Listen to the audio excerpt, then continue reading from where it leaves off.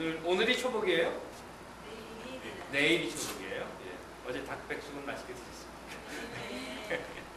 초복이라고 하면.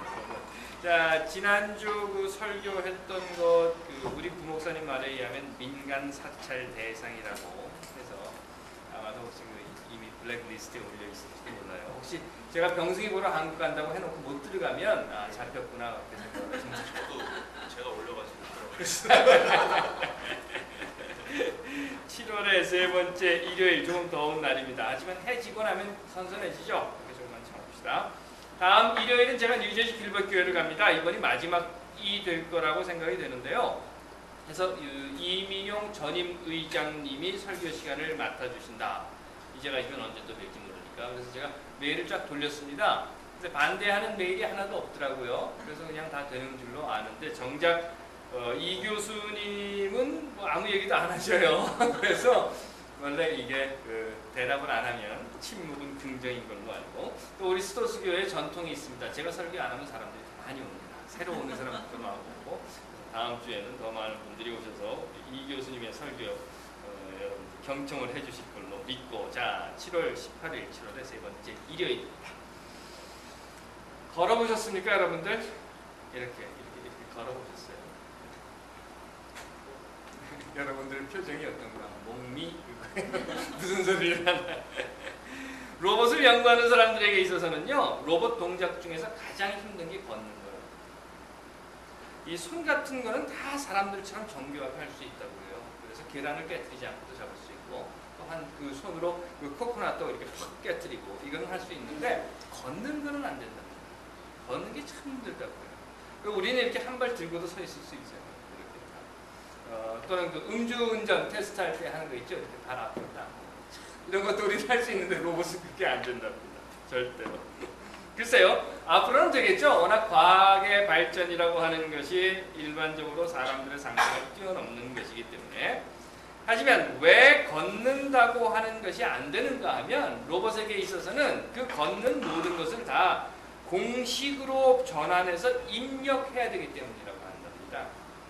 사실 로봇뿐만 아니라 우리들도 한번 생각을 해보세요. 우리들도 이렇게 걷죠. 이렇게 걷기는 걷는데, 우리가 걷는 이 동작을 한번 내가 어떻게 걸을 수 있을까 하는 것으로 생각을 해본다고 하면요, 이런 거예요. 오른발이 앞으로 나갈 때 왼손은 이렇게 있어야 되고, 그 다음에 왼발이 나갈 때는 가슴이 어디에 있어야 되고, 그런가 하면 손을 주머니에 넣고 걸을 때는 어떻게 해야 되고, 손을 휘젓고 걸을 때는 어떻게 해야 되고, 고개를 숙이고 걸을 때나 또는 노래를 부르고 걸을 때, 앞만 보는 것이 아니라 옆을 보면서 걸을 때, 이게 모두 다 달라요. 보통 복잡한 게 아닙니다. 만약 사람이 이런 것을 계획하고 생각해서요, 자, 내 오른발이 지금 2인치쯤 나갔으면 왼발의 무게중심이 앞으로 옮기면서 뒤꿈치에 가했던 무게중심이 왼발 엄지발가락으로 약간 옮기고, 뭐 100분의 23을 옮겨서 또 오른팔은 100분의 13을 뒤로 움직이고, 왼팔, 이거 못합니다. 더군다나 데이트할 때 사랑하는 사람의 손을 꼭 붙잡고 걸어갈 때는 이거 뭐 100분의 23, 20분의 27, 이거 절대로 못하는 거죠. 무슨 이야기를 하는가 하면요, 우리 사람들의 삶에서는요, 여러분들 삶에서는 고민하거나 생각하지 않고 내 몸이 이미 알고 있는 대로 행하는 것들이 있다는 겁니다. 그래서 그냥 되는 거예요. 100분의 23 계산 안 하고 100분의 21 계산 안 하고 왼발 오른발 이거 계산 안 해도 이건 그냥 되는 거예요. 그냥 걸을 수 있는 겁니다. 그래서 우리는 걸을 때 그런 생각 안 해요.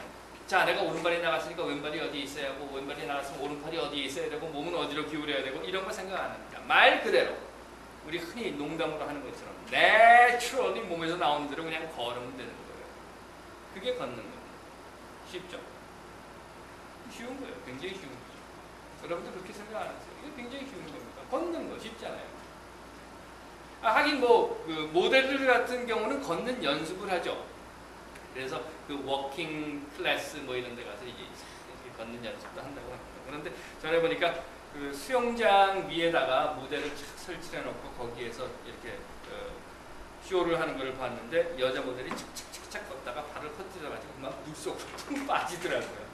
그거를 보면서 한편으로는 웃음이 나왔지만 한편으로는 아유 참 열심히 저렇게 연습해가지고 걸었는데 물에 빠졌으니 얼마나 속이 상할까 하고 가슴이 아팠던 적이 있어요. 여기 계시는 분들 중에서 뭐 모델로 나가실 분은 없으실 것 같고, 그러니까 뭐지 워킹 스쿨을 다니실 분은 없으실 것 같고 또 다니셨던 분은 없으시겠지만 여기 계시는 분들 중에서 걷지 못하시는 분 계십니까? 다 걸으셔요. 그것도 아주 내추럴하게 걸으십니다. 신경 안 쓰세요. 그런데 말이죠. 걷지 못하는 사람도 있어요. 걷지 못하는 사람도 있어요. 우리 주변에. 태어나면서부터 걷지 못하는 사람도 있고 성장하는 과정에서 병이나 또는 사고로 인해서 걷지 못하는 사람들도 있어요. 주차장에 가보시면 핸디캡 파킹랏이라고 하는 데가 있죠. 핸디캡. 이거는 커네티컷 주정부의 법률에 따라서 모든 파킹 스페이스는 그 파킹랏의 숫자에 따라서 비례로 핸디캡 파킹랏을 만들어야 합니다.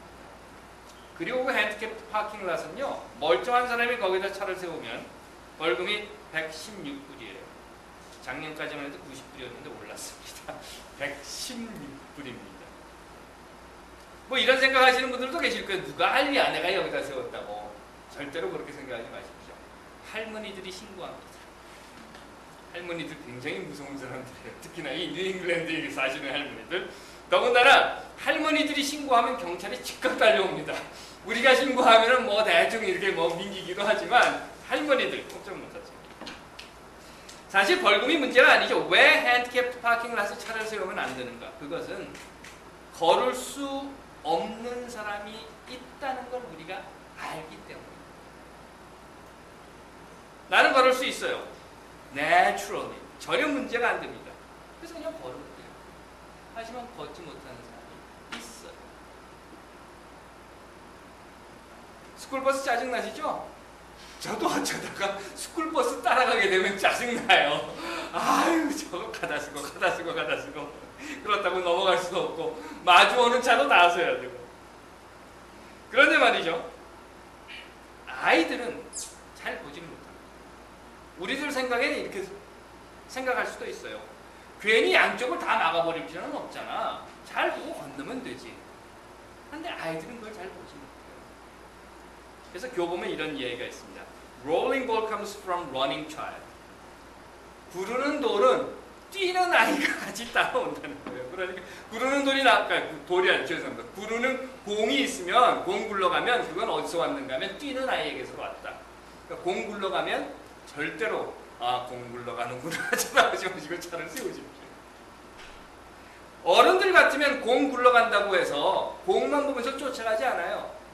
하지만 아이들은 공만 굴러가면 비행기가 떨어지는지 나무가 쓰러지는지 자동차가 달려오는지 그거 상관없이 뛰어간다는 겁니다. 그래서 스쿨버스는 서는 거예요. 넌 왜 조심을 안 하냐? 이게 안 통하죠. 나처럼 걸을 수 없는 사람도 있습니다.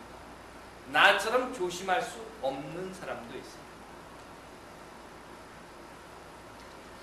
하루는 베드로와 요한이 성전에 갔습니다. 그런데 그 성전 입구에 나면서부터 못 걷게 된 사람이 있었다고 해요. 안진뱅이죠. 그래서 매일같이 그 가족들이 그 안진뱅이를 데려다 성전 문 앞에다 놓습니다. 하루 종일 거기 앉아있는 거예요. 그리고 성전으로 들어오고 나가고 하는 사람들을 대상으로 거기서 구걸을 합니다. 성전으로 들어오고 나가고 하는 사람들은 거기에 앉아있는 그 안진뱅이를 보고 동전을 던져주는 거예요.